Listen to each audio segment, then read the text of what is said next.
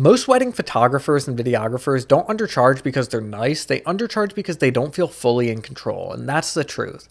A lot of people say things like, I'm still growing, or my market won't support it, or I don't want to scare people away, or I'm not good enough yet. And sure, sometimes those things feel real, but most of the time, those aren't the real reason. The real reason is usually this: you don't have enough demand, your work isn't positioned well, and the value of what you do isn't clear enough. So in this video, I want to break that down because if pricing feels hard for you, I want you to see exactly what's going on, and more important, I want to show you what to do about it. So let's start here. Most people think undercharging is a confidence problem. They think that the answer is just to believe in yourself more, and I get that. But confidence isn't the full answer, because a lot of undercharging isn't really about confidence, it's about pressure. When you don't have enough inquiries coming in, every lead feels huge and every inquiry feels important.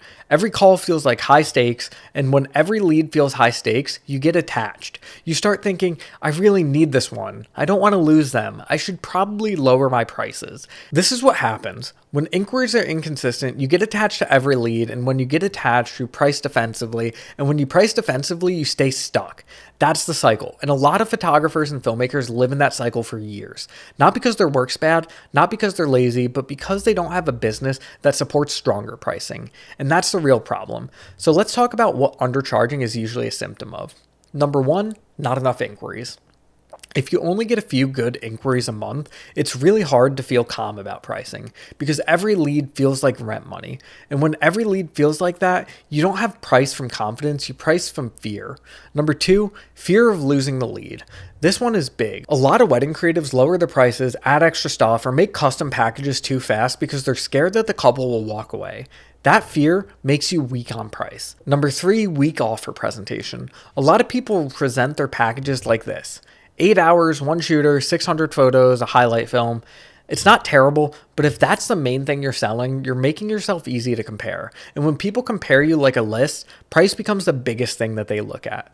Number four, low perceived value. This one matters a lot. Perceived value means how valuable your work feels to the couple before they ever hire you. Not just how good your work is, how valuable it actually feels. Those aren't always the same thing because couples don't just pay more for photos. They don't just pay more for hours. They pay more when they trust you more. They pay more when they feel more confident in you, and they pay more when they believe you understand what matters to them. They're buying trust. They're buying confidence. They're buying experience. They're buying peace of mind. They're buying how you make them feel. That matters so much.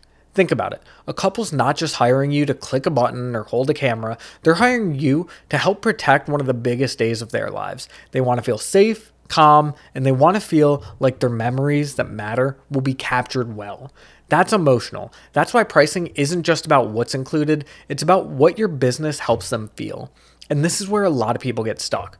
Their work might be strong, but the way they present it feels basic. Their website sounds like everyone else, their packages look like everyone else, their sales calls sound like everyone else. So the couple looks at them and says, okay, this seems good, but why is it more? And that's the problem. Not always the price itself, it's just that the value's not clear enough. Now, I want to make this practical, so let me give you a few things you can do.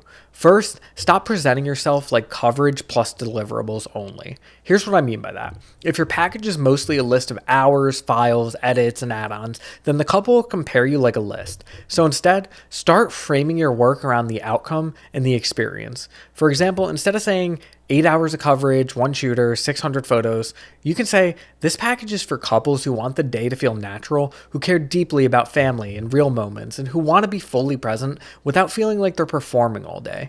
That sounds really different. One is a list, the other one creates value. Second, clarify your packages. A lot of photographers and videographers undercharge because their packages are confusing. Too many options, too many tiny differences, too much custom stuff, too much back and forth. That makes it harder for couples to decide. And when it's hard to decide, they just compare more. So look at your packages and ask this: are they clear? Would a couple understand why each option exists? Is there one package that feels like the best fit for the kind of couple that I want most? If not, simplify them. Make the choices clearer, make the differences matter more. Third, strengthen your positioning. This means make it more clear who you're for and why you're different.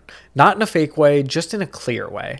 Ask yourself, who's my dream couple? What do they care about most? What kind of wedding do they want? What kind of experience do they want to have? What do they want to avoid? Then make sure your website and your Instagram and your inquiry replies and your sales calls all speak to that, because when the right couple feels seen, pricing gets a lot easier. Fourth, create more demand. This one is huge because if you want pricing decisions to come from confidence instead of panic, you need more good opportunities. You need more of the right people finding you, not just random people, but the right ones. That changes everything. When demand is weak, you cling to every lead, and when it's stronger, you get choice. And choice helps you hold your prices. So here's one simple action step. Go look at your last 10 inquiries and write down where each of them came from. Then ask yourself, are these leads coming from active sources or passive sources? In other words, am I creating these on purpose or am I mostly waiting? And that question matters because if you're mostly waiting, then your pricing will almost always feel harder than it should. Now, I want to share something personal here. Early on, when I undercharged too, I said yes to everything. I took work that I shouldn't have. I priced low because I wanted the booking. And for a while, I thought the fix was just to get better at my craft. But the real shift happened when my business skills started to catch up with my creative skills. That's when things changed. Not just because I got better with a camera, but because I got better at creating demand, better at showing value, and better at leading people through the booking process. And that's when pricing got easier. Not perfect, but easier, because the business could finally support it. That's the big lesson. The fix for undercharging isn't just believe in yourself more. The fix is build a business that supports higher pricing. Build one that supports better demand, better positioning, better packages, better trust, better sales conversations. That's what actually helps you raise your prices and hold it. So if pricing feels harder than it should, stop asking yourself, am I good enough yet? And start asking, do I have enough demand? Does my offer feel clear? Or does my work feel valuable before pricing comes up? Am I making this easy for the right couple to say yes to?